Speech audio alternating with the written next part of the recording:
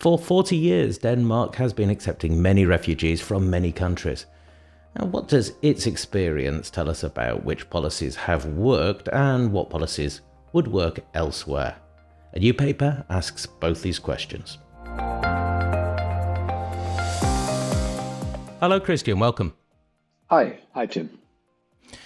Christian, first of all, Denmark. Why use Denmark to learn policy lessons when we consider Denmark to be an unusual country in the world? It has different policies, different institutions. Well, there are several reasons why Denmark is a country which we have extensively studied. First of all, Denmark has very good data, administrative data, which can be linked across different data sets. And without data, you can't analyze anything. So secondly, Denmark had started accepting refugees 40 years ago, and there were many policy changes. So if you want to understand the impact of policy on outcomes of refugees, you need policy changes. Denmark had plenty of those, which makes it an ideal laboratory to evaluate the effect of different different integration policies on the outcome of refugees. And lastly, the type of refugees Denmark has received over the past 30, 40 years are very similar to those refugees who have been coming to Europe, for instance, in 2015, from very similar backgrounds, very similar origin countries, which again makes it an ideal country to study. It sounds like, from what you're saying, that Denmark has been quite generous and quite innovative in its policies to accepting refugees. Well, there have been many changes. Many of these changes were due to political changes. So every time a more right-leaning party came into government, the policies became more restrictive. Every time a more left-leaning party came into government, the opposite happened. But coming back to the first part of your question, Denmark does provide protection according to the 1951 Geneva Convention and its 1967 protocol. And of course, that is not sufficient because it is up to interpretation. There are many subsidiary protections that have been used in Denmark. And at least initially, I would think until the early 2000s, these protection, subsidiary protection interpretations were indeed very generous. However, that has changed, I would think, over the past 20 years. Now, in this paper specifically, you look at labour market outcomes for refugees. Why is it important as a policymaker to look at that rather than the outcomes for refugees, broader outcomes for refugees? Well, there are several reasons for that. First of all, the fiscal contribution and the economic contribution of migrants more generally, but of course also refugees, are important in their own right. They determine how important immigrants or refugees contribute to a country's economy. They determine how large their fiscal contribution is, etc. They also impact, of course, on the attitudes of majority individuals. Majority individuals would like to see immigrants and refugees to work. They would like to see them integrated in the labor market. Apart from all that, the labor market is indeed the best integrator. A lot of social contacts take place in the labor market. The labor market is an essential part of every society, where people mix, where people meet, where people interact. Therefore, it is very important to focus on labor market outcomes, to focus on labor market integration when we devise refugee policies. I want you to imagine that I am that policymaker, Christian. It's a stretch, but work with me on this one. So, give me some advice. First of all, as a policymaker, I am worried that if we have a large number of refugees and they tend to cluster in particular cities, particular places, that might be a drain on resources in those places. I know that Denmark tried some dispersal policies. How well did they work? Well, Denmark, like many other European countries, tried dispersal policies. Many countries still have dispersal policies implemented, and they are particularly designed for the specific reason you just mentioned. They are designed for distributing the burden of refugee migration across areas. However, this policy also has downsides. Well, first of all, by depriving refugees from the possibility, from the opportunity to actually settle where they have existing networks, we deprive them from information, from possibility to integrate, to learn about the country. Moreover, the allocation of an individual to a particular area deprives that individual to look for labor market opportunities, to go where the jobs are located, which are most opportune for that particular individual. Well, what also happens very often is that the dispersal policy orients itself according to where housing is available, and it is often the disadvantaged areas that have plentiful housing opportunities. So that means in many cases, refugees start from a very disadvantaged position. So we have looked at that. And not just for Denmark, but also for many other countries, it really turned out that dispersal policies of the type we are seeing in Europe, we have been seeing in Denmark, are not designed to favor the labor market integration of refugees. Well, for success in the labor market as well, it's very important to have job skills, especially job skills that are demanded, and language skills as well. Would I be wise to be spending my government's money in developing those skills within the refugee population? Yes, absolutely.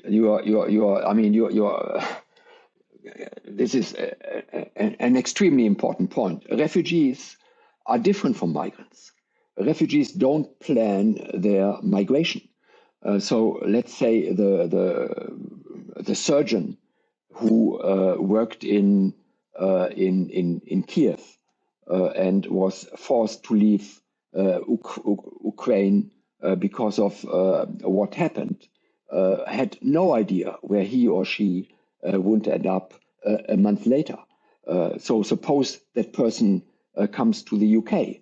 There is no preparation for being in the UK. Very often, there is no language ability in the language of that particular country. And that means that the skills these people have cannot be transformed, cannot be brought into the labor market of the receiving country. That's very different from economic migrants who carefully prepare their migration. Therefore, it is absolutely essential for helping these people to integrate to the labor market, to bring their language skills up to a level where they can communicate and can make use of the skills they bring with them. So language is absolutely important as a facilitator for labor market integration and labor market success. So further than that as well, social integration in general for refugees, how do we incentivize this if we are policymakers based on what Denmark's learned? Well, I mean, social integration is harder than labor market integration somehow. Everybody needs to work to make a living, and we can support the process of labor market integration. With whom refugees or immigrants more generally interact is something which is much harder, of course, to control. And actually, we don't really want to control that, but we should facilitate the possibility of interaction. And again, the labor market is a great facilitator in that particular respect. Segregation breeds prejudice and may radicalize individuals on both sides. That's not a very good thing. So the social integration, the possibility of individuals from the majority population and from the refugee population to interact, to get to know each other, etc., is extremely important, is very often happening on local level, and such initiatives, I would think, have to be and should be supported in any way possible. Now, from time to time, there is quite strong political pressure to reduce the amount of money that is spent on refugees, government support for them. Do we have lessons from Denmark about whether or not, as a policymaker, I should accede to this? Is it dangerous to do that? Yes, absolutely. So one of the works we have done on Denmark is investigating a policy which is known as Start Aid. Now, Start Aid was implemented in July 2002. Again, the reason was a change in government, and it led to a cut in transfers to refugees by about 40% on average. Now, that did have some positive effects in the sense that it incentivized labor force participation, but these effects were small and they were very short-term. After 5 years, these effects were basically gone. On the other hand, it had a lot of unforeseen and negative effects. For instance, crime of target individuals increased quite substantially. Much of that crime was subsistence crime, in particular shoplifting. The impact on the children of these immigrants was also very damaging. Crime increased, violent crime increased of boys, shoplifting increased for girls, and it had for younger children negative outcomes, negative effects on their educational outcomes. So overall, our evaluation of that policy suggests that it is far more harmful than the small benefit creation there may have been through slightly increased labor supply and savings in benefit payments. So one has to be very careful with these policies because they may have unintended consequences which in the longer run are damaging, not just for the refugee populations, but may cost a lot of money to remedy for the receiving country. Does experience show us that we should be encouraging refugees to come and to stay forever in a country? Do we know how many refugees stay forever? I mean, that there you raise a question which is not just important but also extremely difficult to deal with. The nature of refugee migration is that it is created by events which are totally unforeseen. We don't know how long, for instance, the crisis, the war in Ukraine will last. We don't know at what stage Ukraine will become a country again, which provides security for its citizens. And we don't know how much opportunity it will provide in the future. All these factors determine how long those who have now come to us to seek protection will actually stay and will want to stay.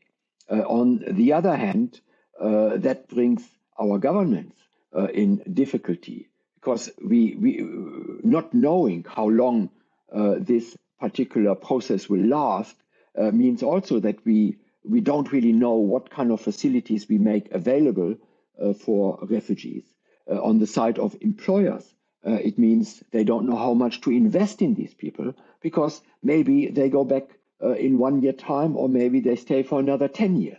And of course, the same issue arises for the refugees themselves. There is a lot of uncertainty whether they stay for 1 year, say in a country like Denmark, or they return only in 10 years, or they will never return. And that has an impact on incentives to invest in skills in human capital. I think more generally, of course, when the situation improves, there is the expectation that a large part of those who came to us for protection will go back to the country where they come from. But we should also provide them with the possibility to learn skills which are important for our country and for the labor market of our country, to help them to integrate into that labor market. And if they then get back to the country where they are coming from, these skills may also be important and productive in those labor markets of those countries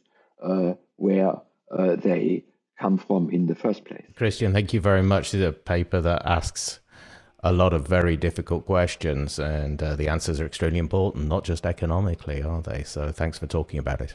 Sure, absolutely. Thank you. There is a lot more detail in the paper, and it is called Refugee Migration and the Labour Market, Lessons from 40 Years of Post-Arrival Policies in Denmark. And the authors are Christian Dostman, Hyjin Koo, and Jakob Arendt. It is discussion paper 17184 at CEPR. You can download it using the link on screen now. Well, thanks for watching. We'll see you soon.